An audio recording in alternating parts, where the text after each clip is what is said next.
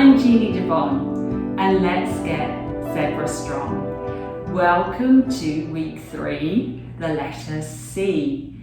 Now I could go for the obvious one and talk about core and core stability, but you know, if you've ever watched any of my videos, you know that core stability drives me crazy. So we have got core for hypermobility. You know, I've done videos on this, I've talked about this a lot in my book, Hypermobility Without Tears, whether we should be bracing or guarding and pulling in our tummy muscles and using what so-called core muscles down here and drawing up our pelvic floor as a form of stability. In my opinion, that isn't going to make us more stable. That's going to bind us down with more tension and stress around the pelvic girdle. It's going to not allow for the gliding of tissues, which are so important for pain-free movement in the body. You know, it causes a lot of pain for people who've been taught to do this, and you know, they've been doing it for a long time. When you start to let those tissues unwind, you start to work with the breath, and you start to get those muscles, pelvic floor, abdominal muscles, working naturally with the breath rather than forcing them and sucking them in and holding them. It's so much more effective and efficient and natural.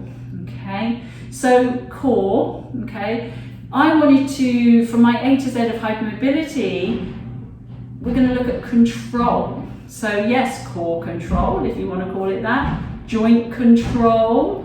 We're going to just think about the control elements of moving with hypermobility. So I'm going to go ahead and lie down. So you can do this on a mat, on your bed. Okay, so just get yourself comfortable. Obviously grab a cushion if you need a cushion to support your head.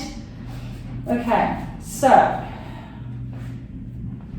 rather than thinking about core and starting any exercise with this idea of drawing up the pelvic floor and bracing the tummy, let's focus on breath and letting the breath settle our bones into the ground. So rest your hands on your belly and visualize the softening of the pelvic floor, the widening of the base of the pelvis, and the softening of the abdomen. And start to feel the weightiness of your pelvis. Because it's this weightiness of the body which is going to give you control. Okay, not bracing a small part of your body. It's not going to give you the control that you're looking for in other joints in your body. So I'm going to focus on keeping my pelvis nice and heavy, hands by my sides. I'm just going to take a breath, let the body soften into the ground. So with the sensation of the weightiness of the pelvis, I'm going to keep my elbows soft. Start to float the arms up above my chest. Soft elbows, heavy shoulders.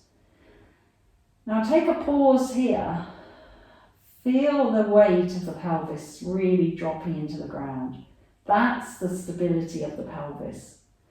So that as you start to take the arms overhead, we're only going to go as far as we can control that sensation of the weight of the pelvis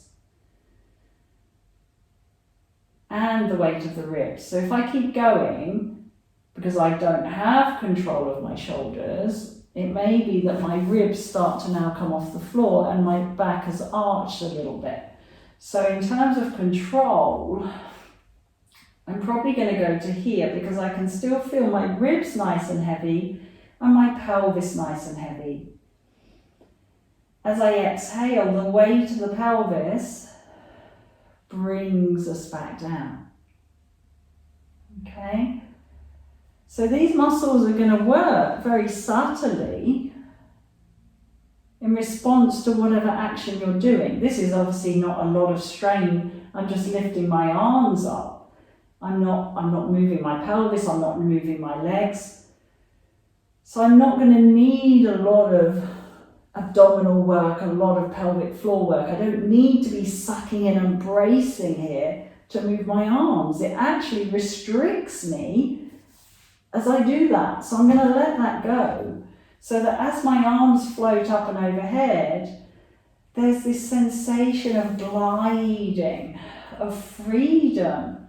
But freedom doesn't mean we don't have control. Yeah, freedom means mobility and stability. Yeah, so that's our letter C, core and control. Let me know your thoughts in the box below. Thank you for watching, and until next time, stay zebra strong.